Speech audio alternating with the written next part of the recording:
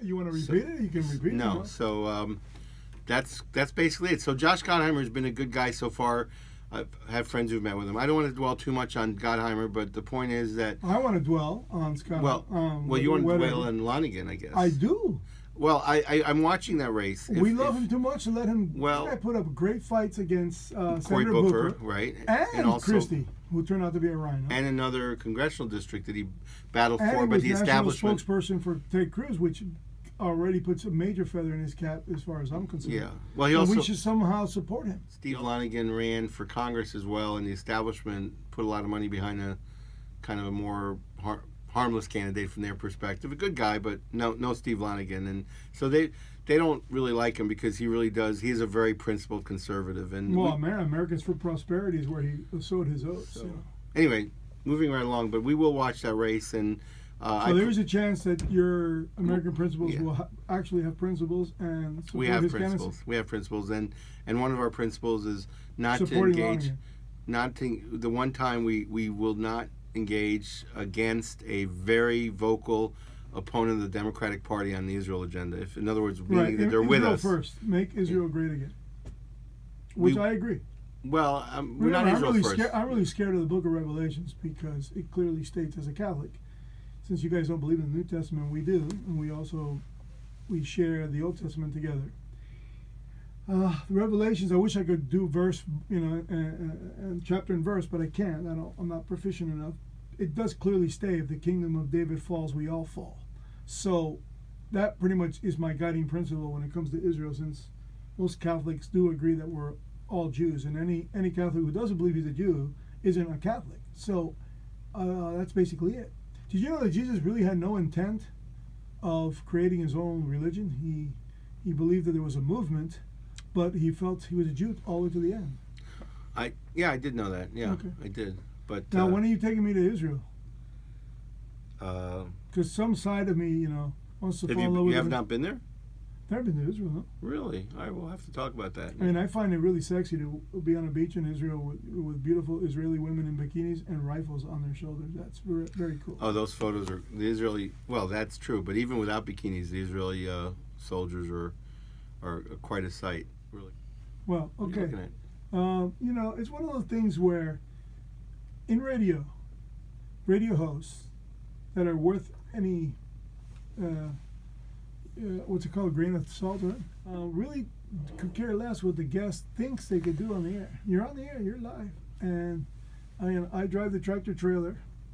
I basically don't really know that you write in cryptic language. Is this Yiddish you're writing? Yes, it is. Would you like to text me a question you want me to ask you? Is that it? No.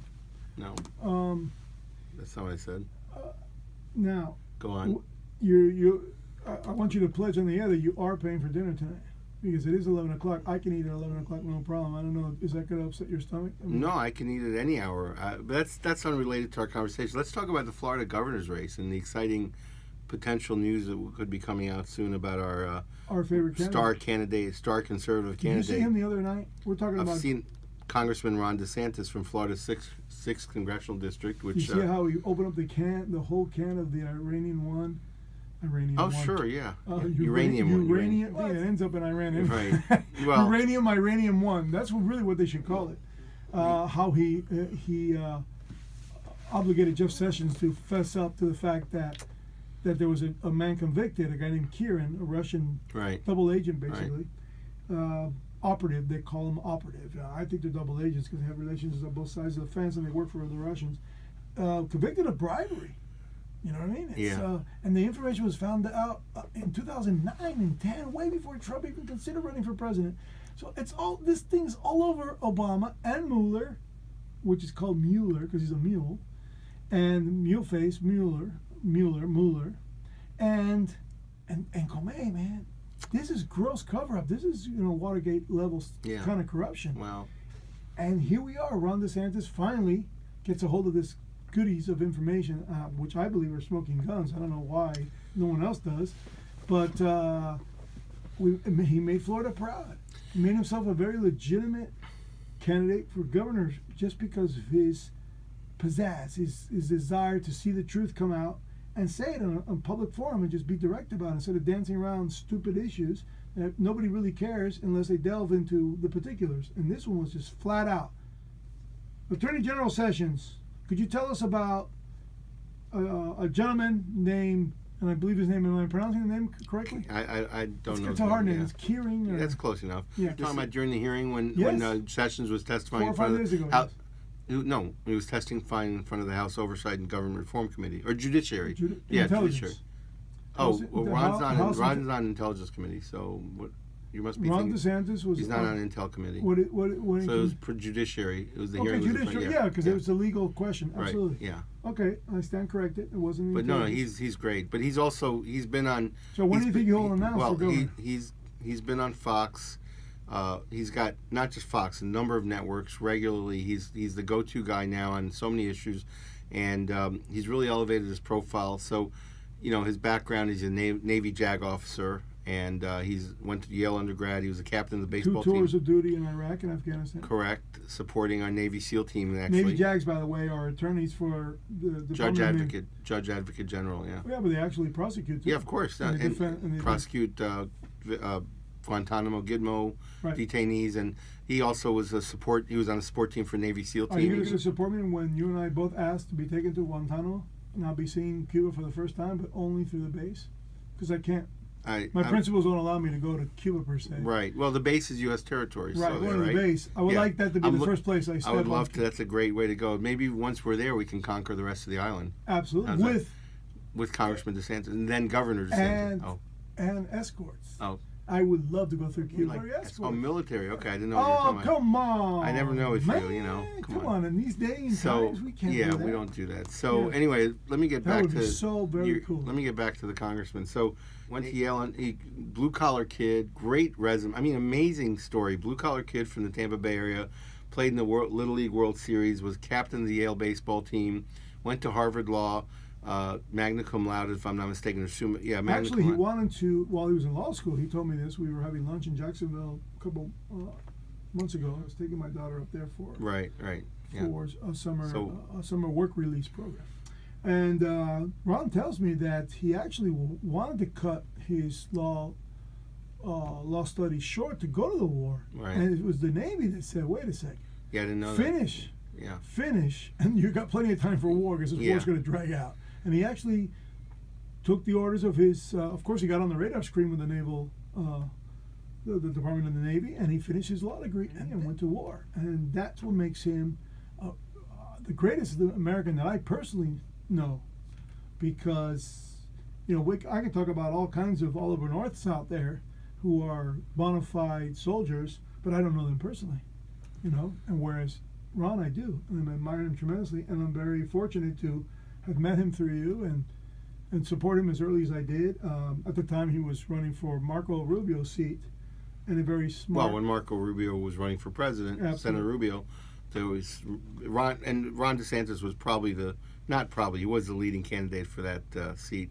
Through a 6 or 7 way primary in the 6th congressional district, and it was a really tough primary, and he came through, and he's been a rock star ever since. He was elected in 2012. And he kept his Tea Party bona fide. And he's a member of the House Freedom Caucus. And and he's one of the few members of the Freedom Caucus, not few, but not all of them have this, but he's one of the best at maintaining relationships with the leadership, but still being on the conservative spectrum, and very, very much a proud and staunch conservative.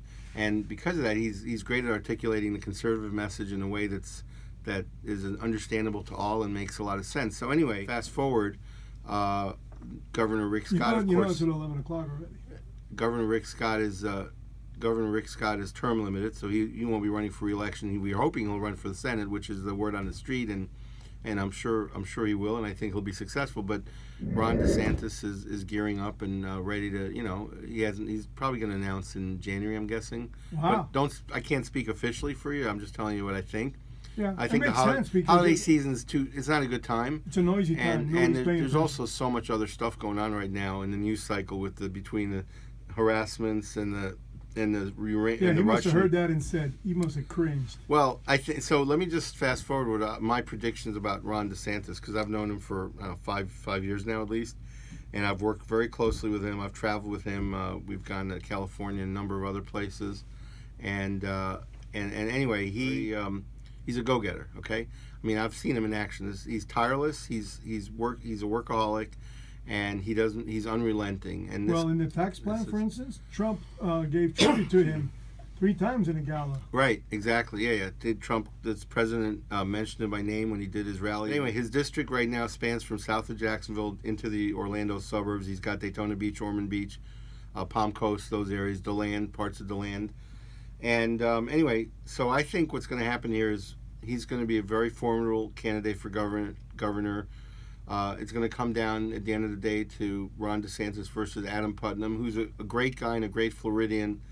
But I think it's really hard in the primary for a guy like Putnam to defeat De Santis, who is a staunch conservative. The grassroots primary voters almost always go with the conservative, and Adam Putnam is totally an establishment guy. Again, a great guy, and if Ron De Santis were not in the race, I think he'd be a great choice. But Ron De Santis, But he's a little bit he's tied to Big Sugar, isn't he? Adam Putnam. Yeah. Well, I don't know specifically. I just know that his entire career he's been a Right. politician, and he's been. Well, you said Here it. I on the didn't say that. Here on the Well, quicksand he's a he's a okay? friend, and I'm not going to come out and say that he's Is not as Eytan going conservative. to end this interview as a rhino? No. No, I don't have to worry Okay. about that. Just say fast forward though. This is what's most important. Don't be surprised if Ron DeSantis is president of the United States someday in the not too distant future. My prediction is governor of Florida. At that point, depending on what the political landscape looks like, he could then become a senator from Florida, and then a VP or a Secretary of State. He's got the right background for Secretary of State. Absolutely. He could be Secretary of Defense as well. Absolutely. He's got a lot of, I mean, he could do a lot of I different think things. that Trump would consider him for one of those positions in his second term. That's Absolutely. a possibility as well. Because a lot of people are going to fly. But I in the second think, term. yeah, but I think that as a governor, if he's elected governor in 18, I think he's going to want to, I think he's going to, DeSantis could be considered for something. But either way, the possibilities with this guy are endless. He's got the intellect. He's got the drive. He's got, by the way, gorgeous, intelligent, successful wife, Yes, Casey. who was an Emmy Award winner. Emmy Award-winning journalist. Assuming no glitches, no bumps along the road, this guy is going places. And he's so. I could see listen, you probably know that I know probably 150 members of Congress personally, and I track another 50 or 100, peripherally. I don't think there's really anyone like Ron DeSantis. There are a couple of stars in Congress, but Could you name some? I can't even name one. no, there's some very interesting people. So but they're all stars in different ways. There's a guy from Utah, Chris Stewart, B-1 bomber pilot. And now he doesn't have as high profile as Ron DeSantis because Ron's on the news all the time. Chris Stewart, I've never seen him on, maybe rarely. He's already been elected, though. But he's elected. I think he was Congressional elected district in maybe Utah. third term, roughly, third or fourth term. Anyway, he's a former B-1 bomber pilot. He holds the record for around the world in a B-1 bomber. Wow. He's written 17 books. 17 I think he's books? got either 8 or 10 children. He comes from a family of also. He also comes from a family. Excuse me, that was a bomber pilot sound effect. He also comes from a large family. I've met him. I've spoken to him. Very impressive guy, like almost every Republican. Very pro-Israel, by the way. And you know what? Military people tend to be very pro-Israel because they understand who's The hornet's nest they live in. They understand who's good and they know the difference between Good good and and evil, and they also know. And it's not that difficult. And they also see this one for is some reason, for liberals, they don't get the difference unbelievable. between black and white. I mean, and what's happening look in at the flag of ISIS, my God. the it Middle looks East. like right out of a comic book. Well, either that or off a pirate ship, but Yes, that too. but no, the thing is, no, that's a whole nother conversation. But it's so the contrast in the Middle East between democracy and freedom-loving and tolerant of all Israel versus the other extreme in the other countries, which ranges from country to country. I mean, some are less extreme than others, but at the end of the day, the personal. I think they're all extreme. Well, they And are all extreme. the way to look at Israel is just how Muslims are treated inside Israel. Exactly. They're Muslim members of the Israeli parliament, which is called the Knesset. Right. There's Muslims on the courts in the judicial positions. I mean, Unbelievable. and they move about freely. They have pretty much can do whatever they want. And you know what? Frankly, the ones who suffered most from the intifadas or the insurgencies of the Muslim, the so-called Palestinian Arabs.